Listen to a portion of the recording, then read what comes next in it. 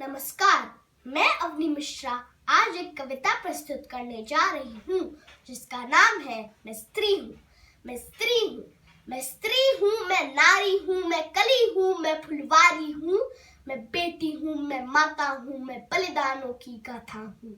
मैं श्रीमद् भगवत गीता हूँ, मैं द्रौपदी हूँ, मैं सीता हूँ, मैं द्रौपदी हूँ, मैं सीता हूँ।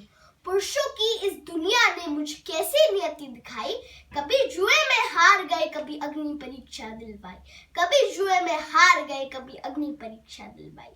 कलयुग हो या सतयुग हो, इल्जाम मुझी पर आता है, क्यों घनी अंधेरी सड़कों पर मेरा चलने से मन घबराता है।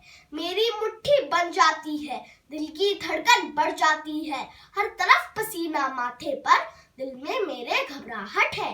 जाने ये किसका साया है, जाने ये किसकी आहट है, जाने ये किसका साया है, जाने ये किसकी आहट है।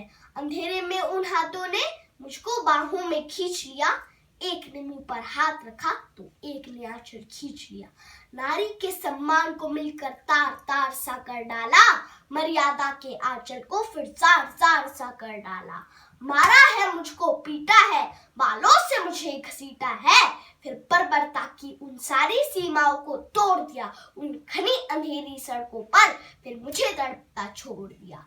सन्नाटों में चीख रही थी, खून से लथपथ हो गई, कोई मदद करो, कोई मदद करो, कोई मदद करो। चीख चीख कर चीख भी मुझसे रूठ गई।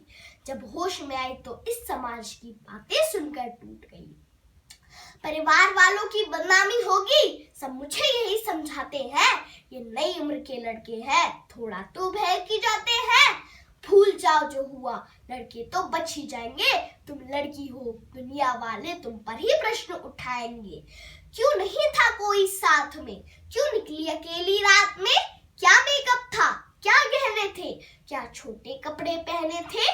इन प्रश्नों की भूल भुलैया में सच्चाई कहीं खो जाती है। भूल जाओ कहने वालों, क्या शर्म तुम्हें नहीं आती है, भूल जाओ कहने वालों, क्या शर्म तुम्हें नहीं आती है।